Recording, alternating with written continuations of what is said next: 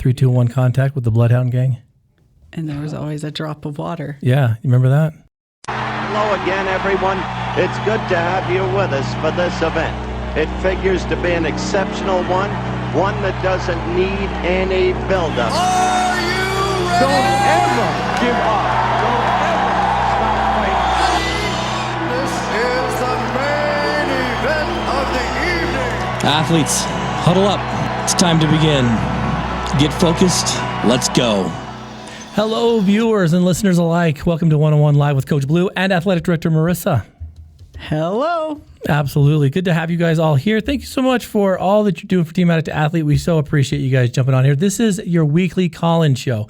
You can jump on here and ask us all kinds of questions about addiction recovery, mental health awareness, mental health issues or concerns. Why are you turning it down? That's the Children's Television Workshop, right? Look at that.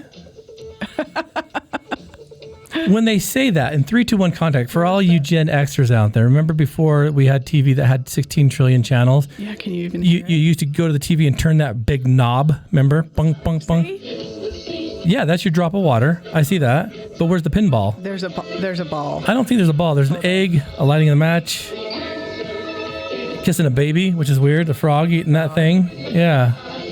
I don't think there's a pinball. There's a clock, a bell, jumping trampoline. Kitty. For those of you guys who are listening to this podcast, we'll have to have our producer Max post this on there so you can see what Marissa's talking about. Contact opening. Contact. Yeah. And you remember when the Bloodhound Gang and they said, they'd answer the phone, they say Mr. Bloodhound isn't here? That dude is never there. Was there a Mr. Bloodhound or was it just those kids pretending that they had an adult supervision? I just remember the drop of water. Man, yeah. It is no wonder that us Gen Xers are so messed up. It's the funniest thing. Like one of the weirdest things. I love that people take the time to put that stuff on YouTube for me. Oh, I know. There's been quite a bit of nostalgia that I've rewound and watched. In fact, it was kind of funny. Remember a few years ago, we got on this kick of watching old commercials, like the 1978 Plymouth, the cars and state of the art air conditioning and automatic windows. That's the funniest thing to me. Oh, good. Emily Jeffries saying, yes, we had a TV in a wooden box frame. Yeah. You remember that? TVs used to come in they used to be like furniture, like these big, huge cabinets, and you'd pull back the big wooden doors to expose that screen. Remember? Oh, yeah. I just remember we had a TV that we had to use a wrench to change the channel. Yeah, like some pliers, the vice grips. Absolutely. I remember when the remote came out, and it was just like an up-down, volume up-down. That was it, power.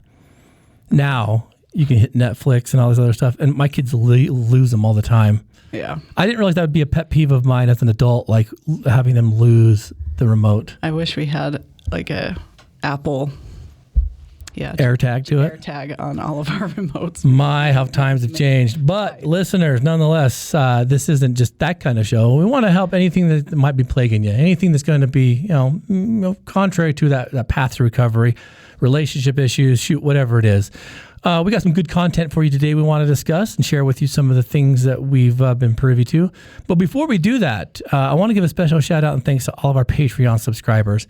KP, thank you so much for giving us a review. Since KP got on there, listened to the mindfulness drop we just had last week.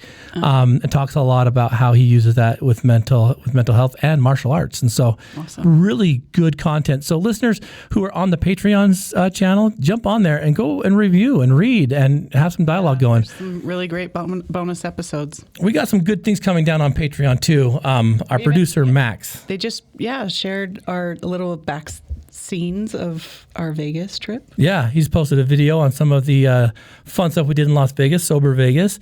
And we got some awesome content on the horizon. We're going to start doing some group rooms, some open rooms where we can get on and discuss some issues at hand and be able to give you guys more content there. For all the Patreon subscribers, not just a thank you for all that you're doing to help us push this podcast out, but also to kind of get faces to the names and get some interaction going. So keep an eye on your email as we increase and boost that just a little bit more with different kind of content, not just the audio stuff. I think it's gonna be lots of fun. Yeah. But Marissa, would you mind, celebrating all of these athletes who are helping us produce this podcast? We will go through our Patreon list and thank them all. We want to start with our super fans: Karen Hardy, Steve Riggs, Tracy Whitby, Jerem Thurston, Tara Butson, Holly Davies, Scott Foster, Brett Frew, Chris Williams, Sensei KP Brown, Patrick Forsyth, Brock Ellerman, and Christy Case. Thank you, our super fans. Our rookies: Sione and Mary Inuk, Sherry Polson, Earl Dyer, Wendell Wood, and Brad Waldron. Thank you. Welcome aboard, Brad. Our pro level is Gary Thurston. And our champion level, Shad and Freya Robison, Ron and Dee Loesch, and Andrew Baird. Absolutely. Thank you, each and every one of you. We totally appreciate you guys helping us support this podcast. And it shows. We're getting this out further and further. And you might like to know that we've actually reinstated the minor league podcast yesterday. Our minor leaguer, Savannah, came in here and dropped an absolute mind-blowing podcast. It's hopefully going to drop today of this recording. It is a powerhouse of information. I'm kind of blown away by the content she shared. I'm excited to hear. Like, this kid's going through a little bit of a, emotional challenge. And instead of just keeping it to herself, she's like, I want to share what I'm learning. And that is what it's all about. The Minor League Podcast listeners is really there for you and your children. And it's connections between what our youth is going through and how you, a parent or a spouse or a loved one, can help them overcome some tremendous issues that they're facing these days. I mean, there's some crazy stuff going on. And the Minor League Podcast is hosted by our own daughter, Savannah, 17-year-old, and gives kind of the viewpoints of teenage life and frustration and how she's working through that. And then you're on there most of the time, too. How she sees the world. As a therapist, like giving insight and help for teenagers, but also parenting and parents of teenagers. I'll be honest with you, she runs circles around me on this one, and I was really blown away. I'm like, who is this kid? Like, it's kind of, I don't know. It's just listen to it and give us a review, see what you guys think. Awesome. But listeners, today we want to jump into an interesting topic. Marissa and I, we don't like to admit it, but we kind of keep our eye on social media quite a bit. And every once in a while, you get this gem. And we've discovered a gem. And, I think that with TikTok and Reels and stories, there's some cool stuff that professionals can put out.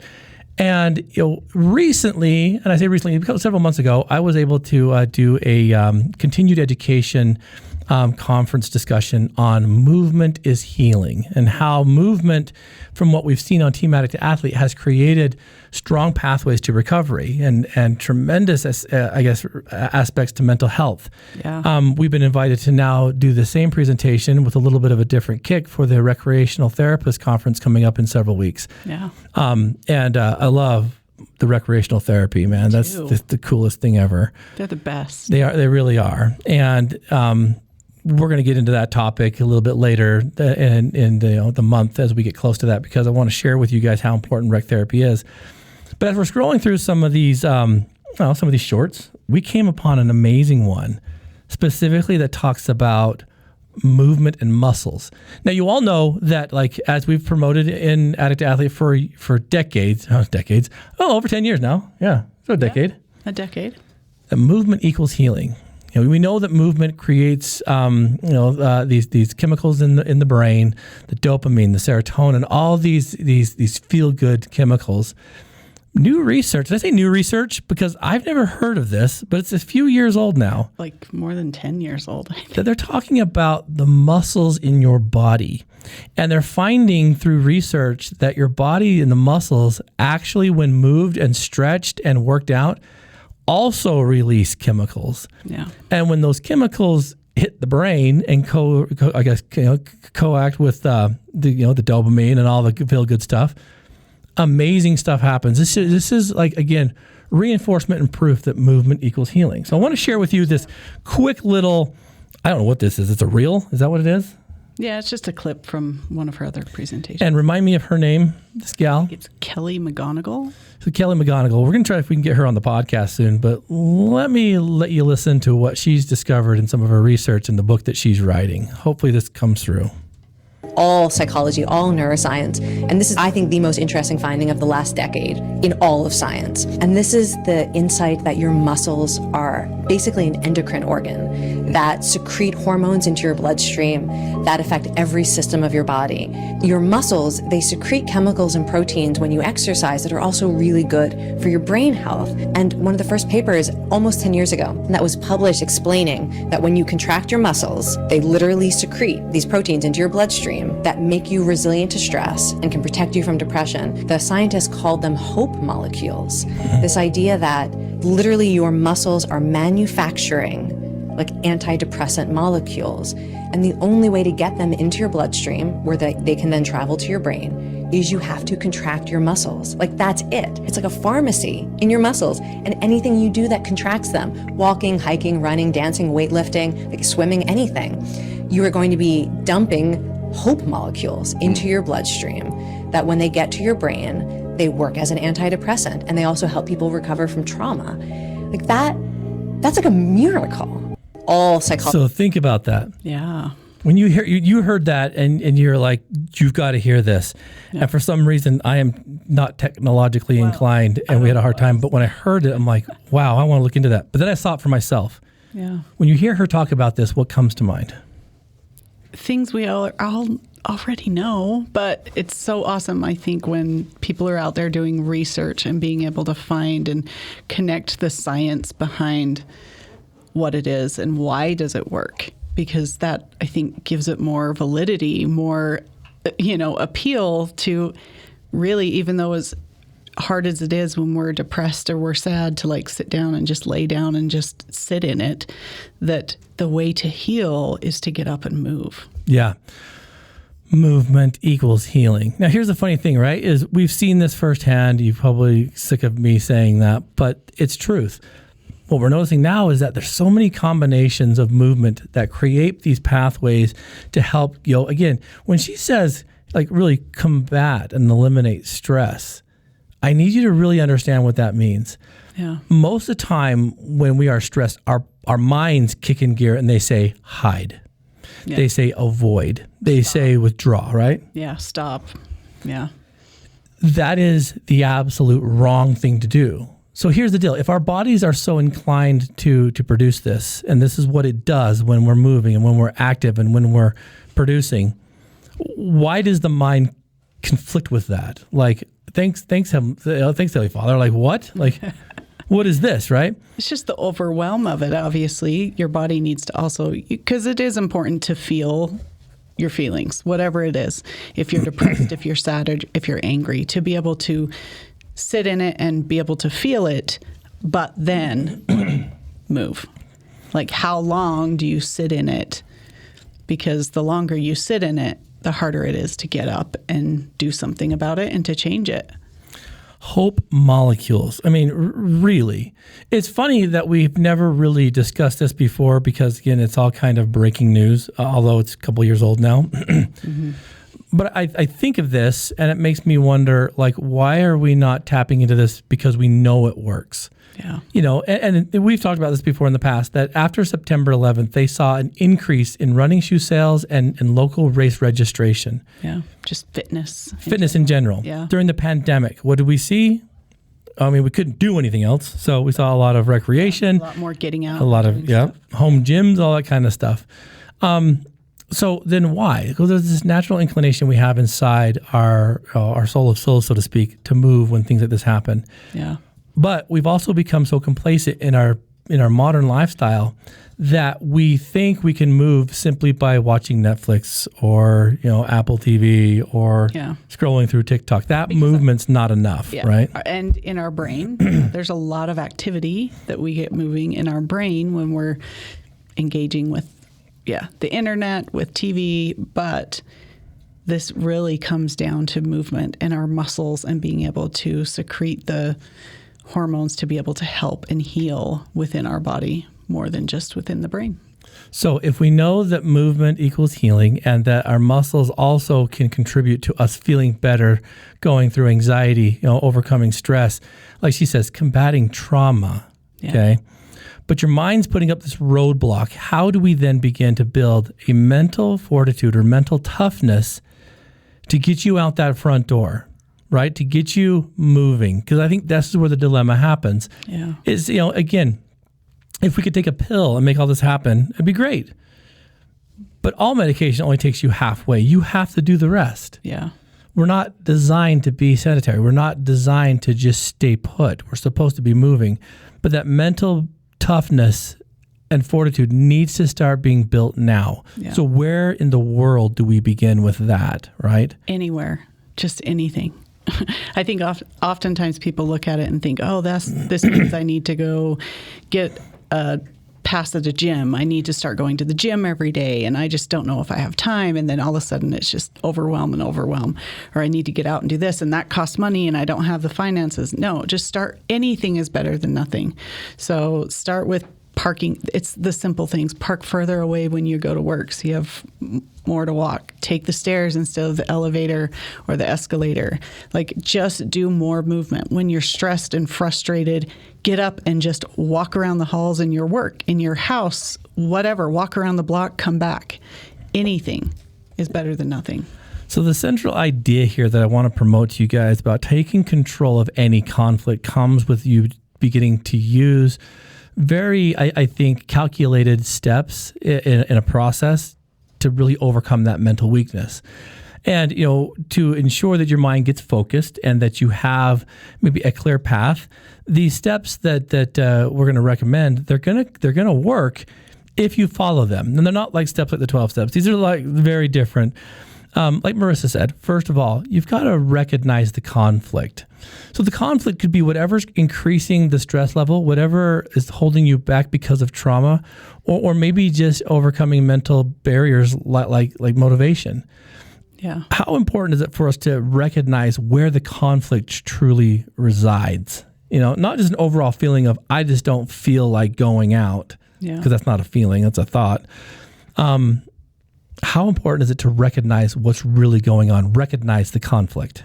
Yeah, I mean, it's huge. Self-awareness. I always talk about self-awareness. It's so important to be able to assess where we're at, what we're thinking, why we're thinking that. That's why you discuss so many times, what are you thinking? Not how are you feeling, but what are you thinking? And, you can't get further away from something unless you assess where you're at.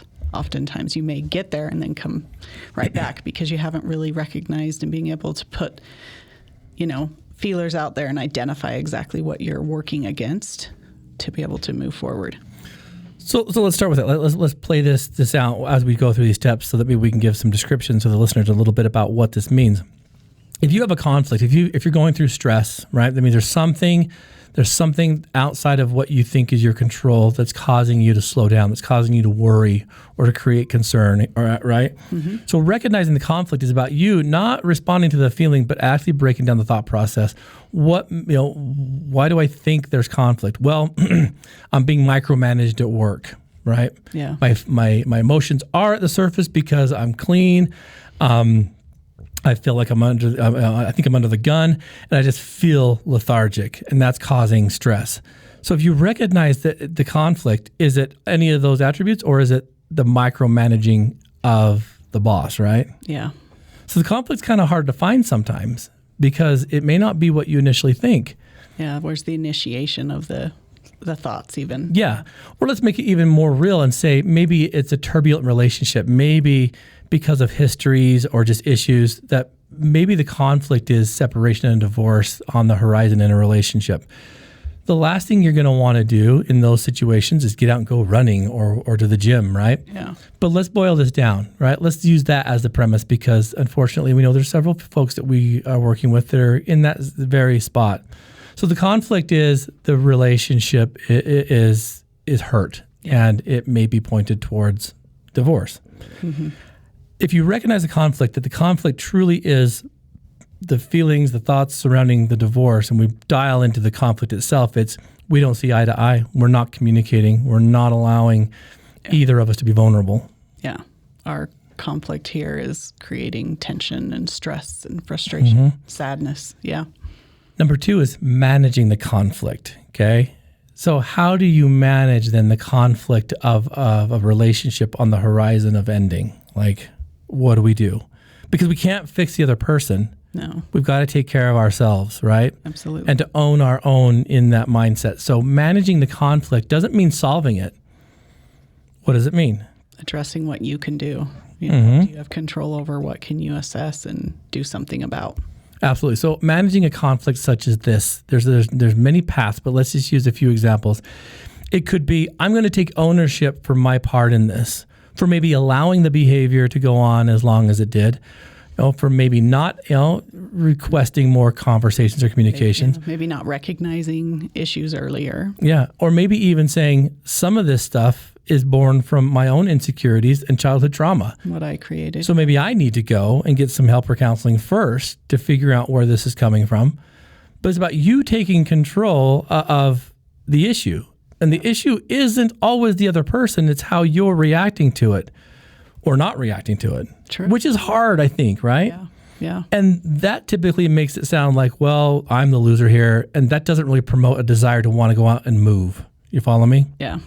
The next is to analyze kind of like your opponent, the person on the other side, or the situation itself, right? Analyze it, break it down. Where did this start? How did it come to be? The situation, yeah. Absolutely. Like how did it get out of control? What did I miss? Well, I like to do this, Marissa. When I analyze something like this, and I used to do this a lot when we worked residential treatment, but if there was a problem with someone or a situation, I would always kind of get up and write on the whiteboard what we know, and on the other side, what we don't know.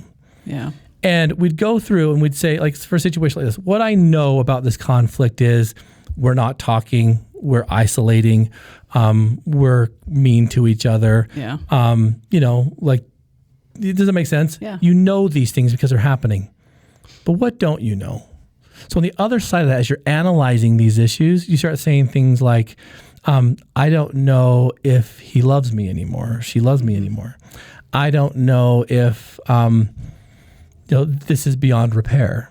I don't know if I have it in me to continue this life. Does that make sense? Like you put all these I don't knows.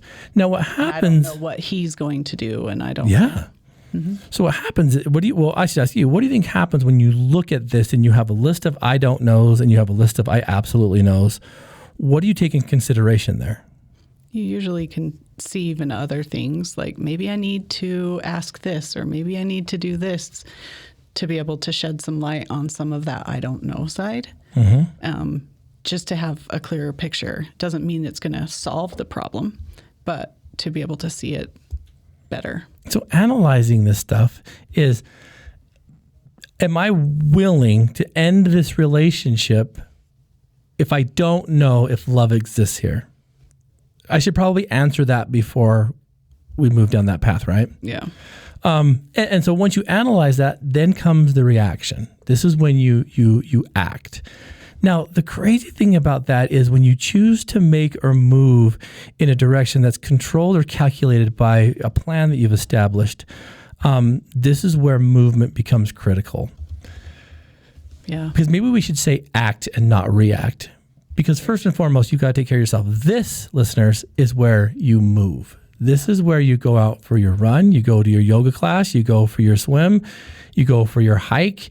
You take all of this stuff, the recognizing, the managing the issue, the analyzing of it, and then the reaction, and you take it with you on a journey. This is the coolest thing, I think, for problem solving. This is where the hope chemicals begin to get released. The dopamine starts to get released. All the oxytocin of the fresh air, everything begins to get dumped, and your mind can become clear and focused on what it is, not what you think it is. I love this kind of stuff, Marissa, because there's been times, I remember when we were getting ready to kind of like separate our ties with the program that we were in ownership with. Mm-hmm. And some heavy stuff happened. And I remember I came home and it's like midnight. I'm like, I'm going for a run. And I just started running. Yeah. And by the time I got back, I knew what I needed to do. Yeah. It didn't end up the exact way that I thought, but I was prepared for it because I had those hope chemicals. So I didn't even know what happened. And you had just done some planning, done some assessing, and what do I need to do? What is the next move for me? Yeah, we didn't know what other people were going to do, but what do I need to do next? Mm-hmm. And how do I need to address this situation? Because running and getting out helped you work through some of the emotion of it so you could think of some of the action items next. Absolutely. And so, I was talking to one of our athletes just yesterday about this, and she was explaining how she was having some pretty heavy family conflict and stuff that was not so much in her control, but she's like, things were coming in so hot and so heavy and so fast that she's like, I just went for a run. And when she came back, guess what? She had solutions to her problems, and they weren't solving the family's issues. They were helping her navigate her own issues within it. And it's funny when this happens. And, again, if what she's saying is true, these chemicals that get released through movement and through stretching and through contracting these muscles, if what she's saying is true, why don't we use this as a tool for processing heavy stuff? Well, because your brain's telling you to stay still. Stop. Self-preservation kicks in. What do you know about self-preservation? Yeah, our bodies, our minds will do whatever it needs to do to keep us moving. To keep us safe and alive, right? And everyone's different on how they do that. Sometimes it's that fight, flight, freeze, fawn. Me, oftentimes when I get super stressed, I'm like, I just want to go lay down and go to sleep. Just shut it off, get it out. It's not solve the problem. It's just turn it off. Take a switch. I can't handle this right now. Absolutely. And that's it, right? Self-preservation tells you that there's safety inside. Going to that primeval kind of mindset, that primitive brain, and then pushing past that, the difficulty in that is extreme, right? I mean, you are going against every inherent trait that you have to do something different. Yeah. That's why it's so freaking amazing when people do this kind of stuff. Yeah. They push through the fear, the anxiety, the stress of it, and they just go. Yeah. I mean, and I don't think people give themselves enough credit for that stuff. No. You know what I'm saying? Yeah. There's a couple comments on here. Yeah, go ahead. Talking. Emily said that her and her kids dance randomly, and she thinks that they need to do more of it. And then Paul Michael said, I personally got the buddy pass at the gym so that my friends can work out for free, and it's been working pretty well. I still get excuses, and a couple just sit in the jacuzzi, but some are working out with me. I love that, too, because it's not only he's helping himself, but he's trying to help others, and it's also going to connect on a social scale, and I can promise connection and just interaction with others is going to help too, besides being able to have the physical fitness. I've never heard of the buddy pass. That's freaking absolutely genius. Gyms let you, depending on which level you have, you can bring a friend each time. Holy cow, man. So I love that. So he's actually investing in relationships by paying a little bit more, and the offer and opportunities there. Yeah. That to me, that's the ticket right there. That's the answers to the final, right? Yeah. Both of those are great. Spontaneous dance. It's the coolest thing. This is the thing I think that might be worrisome to a degree about some lifestyles that most kids have when they're downstairs playing their Xboxes and computer games and stuff. But you have to also understand that movement is there as well. It's not just going out and pushing heavy things and jumping over big hurdles. It's about the social interaction and engagement as well. Yeah. It's stimulating your mind, it's doing those kind of things. But even so, if we are under any kind of stress, please remember those steps. Please remember that movement is healing, even if you don't want to. It's so funny to hear this stuff after we were talking just not too long ago about how if someone wants to, relapse, I tell them, well, go do your 5K and come back and tell me. Yeah. And they're like, well, I don't feel like I need to do that anymore, because that's why. Yeah. Excreting, you're getting all of the serotonin and the dopamine and those hormones, and you need a simple way. 100%. So, we're hoping to get her on the podcast soon. But really, listeners, what more proof do you need? What more proof do you need that what we're saying is beneficial, right? I mean, we're seeing it in real time. And I'm very excited to kind of get, the message out there of what we've seen. And I think the one kind of angle we have here at Addict to Athlete, it's a little bit different than any of the other working out programs, is the therapeutic and counseling aspect to it. We're more than just a sober gym. I'm a licensed mental health therapist. I'm a licensed substance abuse disorder counselor. Marissa is a certified recreational therapist. And so these two talents combined, we really do make and do our best to make this program therapeutically viable for anyone who wants to come. So instead of just coming here with an idea of getting bigger, badder, faster, stronger, we want you to heal emotionally and mentally so that those pursuits become a little bit easier. Oh, for sure. And being able to, like you say, sit back and do that, some of that analyzing. Sometimes you need an outside entity, an outside person to be able to help you. That's why oftentimes we talk to our friends and we talk to others about frustrations, because they help us see something a little bit different than maybe we didn't. And so just doing it internally, thinking through and trying to assess what's going on, that's helpful. But sometimes you need a third party to be able to see something that you don't and give you a different perspective. Yeah, That's kind of what we do. 100%. Now, I don't want to get too like wordy on this and whatnot, but recreational therapy is designed to help people like see the purpose behind the experience, behind the event, behind the play, behind kind of like the recreation. It didn't start out that way. It kind of started off a lot of like with some technical things to help people overcome disabilities and challenges. What we've seen with recreational therapy, though, is that there's been a dwindling of it in the professional outlets, say like in treatment centers and hospitals and whatnot, because they think that just any Joe Schmo that comes in can throw a ball to somebody. Yeah. What we've seen with recreational therapy, specifically as it's applied to addict to athlete, is a significant understanding that if we do things with and on purpose, and we see the bigger picture, not only does the experience become more rich, but the mindset becomes more flexible, and you start seeing and tuning into stuff that you didn't even realize was there.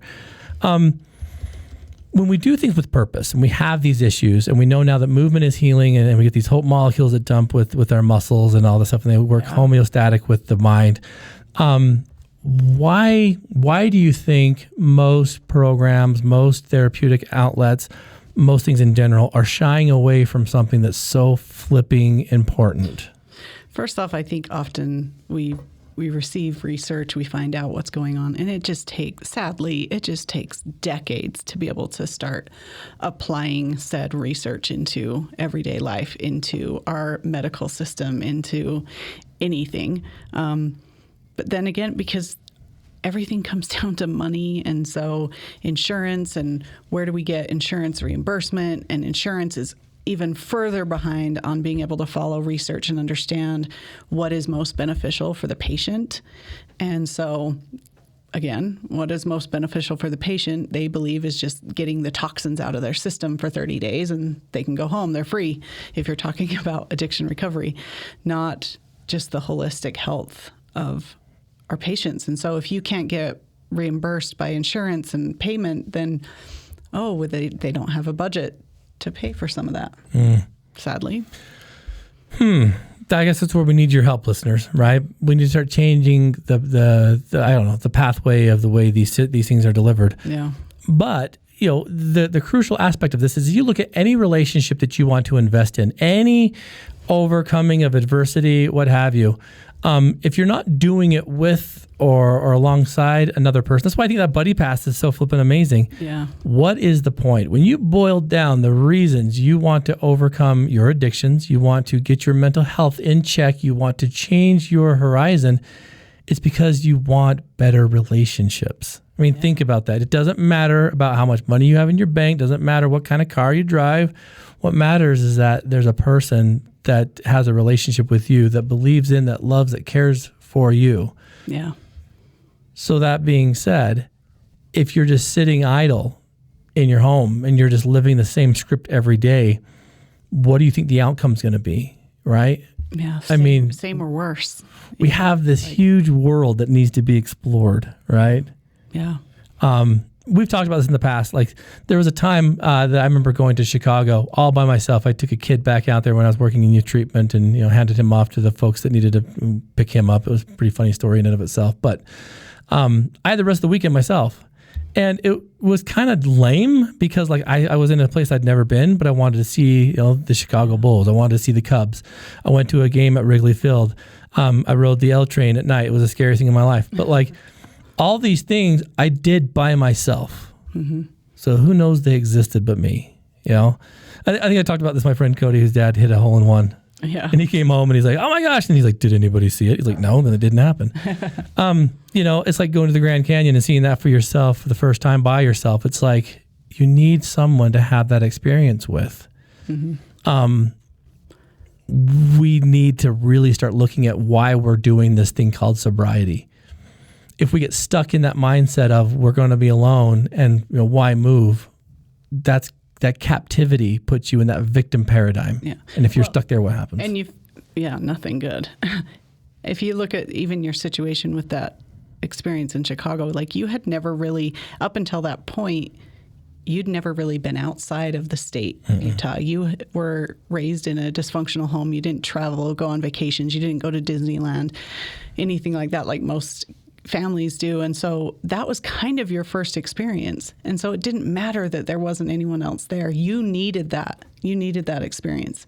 You needed to be able to see that there was things out there and there was experiences and things to have, you know what I mean? Mm-hmm. Yeah. And it got you more excited to do more.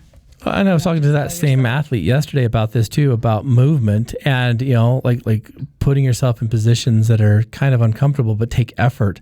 Mm-hmm. And, we were talking about how she went to Disneyland and whatnot. And, she was raised in a dysfunctional home just as I was. And it was kind of funny because I said, well, what was it like the very first time you went to Disneyland? It was the same as me as an adult. You took me there as an adult. Yeah. And I remember trying to be like all macho, like, this is cool. But I was like blown away. Because everything you'd seen and heard is now like right there to touch and to taste and to feel. Yeah. And I remember being like, this is freaking crazy. But all that paled in comparison when we went to the beach. And I saw the ocean for the first time. Yeah. As an adult, I'm like, I'll get emotional. I remember standing there at the beach just looking out there to nothing. Just this amazing, like, grand scale of how big this body of water is. Mm-hmm. I remember like telling you later that my thought process was I want to bring my kids here.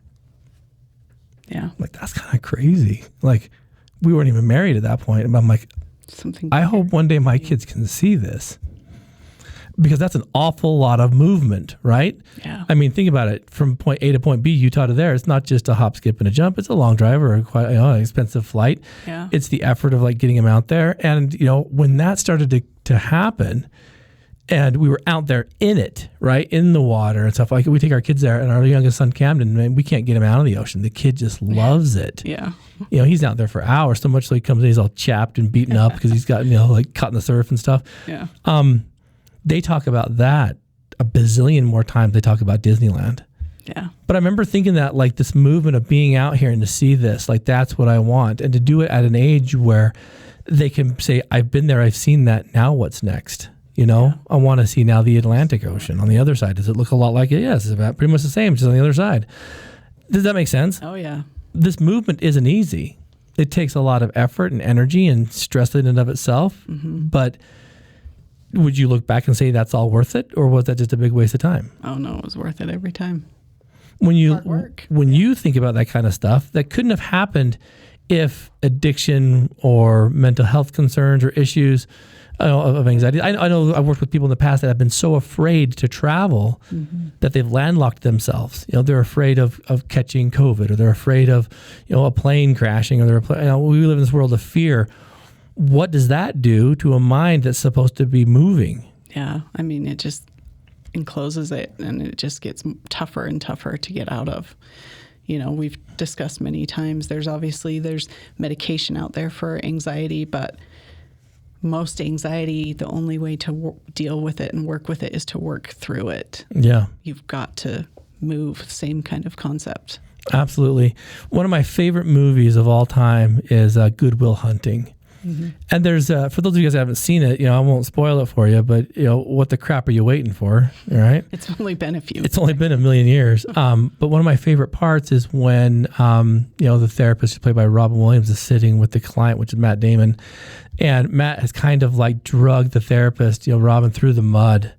Mm-hmm. And just kind of said, you're a crappy therapist. You need your help self. Like, you can't help me. You're all messed up too. And the next session they had was out at a park. Mm-hmm.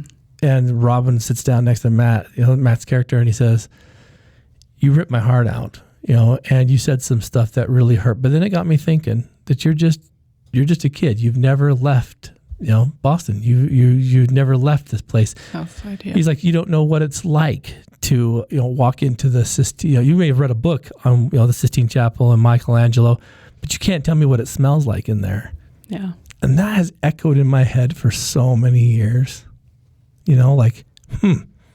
Do I know that pyramids in Egypt exist? I've never touched them. I've never seen them. So guess what I'm going to need to do before I die, right? A bucket list. I got to go out there and touch it. How do I know they exist? Yeah. And I get kind of thinking about that kind of stuff, you know, and he says, you know, you don't know what it's like, you know, to have a relationship where you love this person so much, but she's, you know, dying of cancer, and how the words visiting hours don't apply to you. Yeah. What love really is. Because you're hiding from life so much. And so, listeners, I guess the reason we're going down this path is because if you are so terrified of life that you're not willing to move, amen to what you're going to experience here. Like your options are very limited, don't you think? Yeah. I mean, you need get out, find resources to help, get into counseling so that you can take another step, because there's so much more in the world out there. Absolutely. You know, there are strategies out there to use. First and foremost, seek therapy. Move to a point where you can go get some help, right? Yeah. Definitely sit with your partner and discuss issues that are out there on the table. Don't be afraid to put it out there. Maybe even consider what I did in life is rewrite your own story. You know, if you rewrite your own story by which you become the hero, I'll say, within it, you get to move into some pretty amazing places in life. You know, why hold back? Well, I know a lot of us do it over fear, but that's what the therapy part comes in, is to help push through those things that you didn't think you could do. Yeah. And so, you know, again, I love what we're learning here. And movement isn't just always going for a run or trail run. It's about moving out of your comfort zone. It's about experiencing something new. Trying new things. It's all, get out. Yeah. You know, I love it when my kids do new things. It was funny. About a week ago, we were in St. George, and our oldest daughter, Brooklyn, went to a restaurant with her cousin. Mm-hmm. And her cousin's just several years younger than her. And it was funny because Brooklyn's 19. And her cousin Scout's like, I've never been to a restaurant without an adult. And Brooklyn's like, I'm an adult. I'm 19.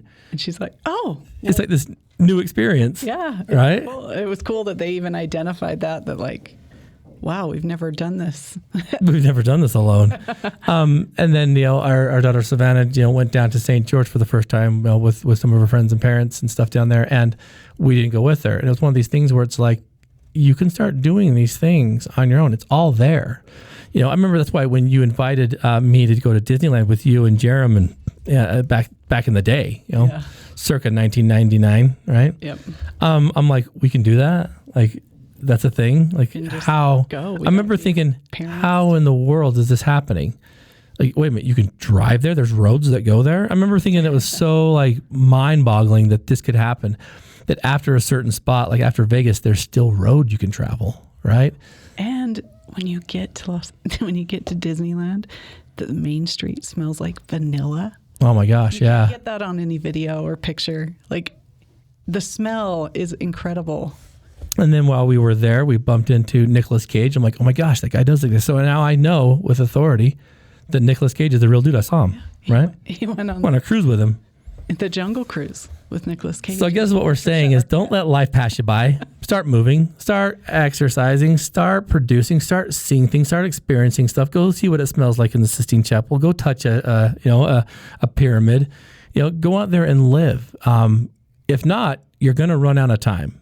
And I don't want that to happen to anyone, to have regrets. I want you to have a life that's fulfilled with someone to see it with you. And it'll make it that much more special.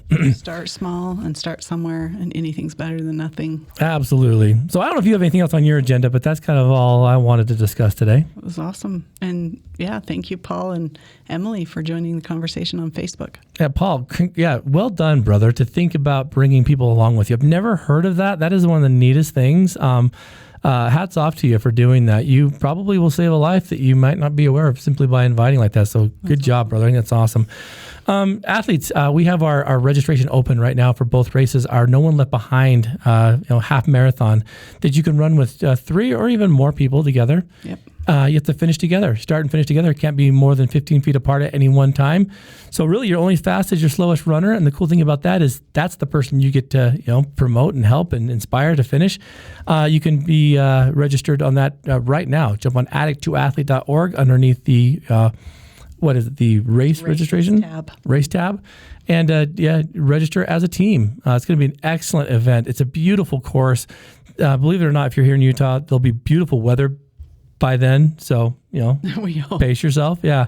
No, I really chose this race and put it the date I put it because it's one of the Google says the least rainy days in Utah. Yeah, see, so chances are you're going to come have a nice, beautiful experience. And it's right next to a river, closed trail. Yeah, it's beautiful. But the only thing you have to battle is sometimes, people rollerblading or, maybe on their little e-bike, but there's plenty of room. Yeah. The neatest thing about that too, though, is just the team experience. And also in September for Recovery Month, our Addict Athlete Proxy Run. This is our recovery run that we do in honor of anyone who's lost their battle to addiction or mental health, or even out there struggling. You put their name on your bib number and you run as proxy for them.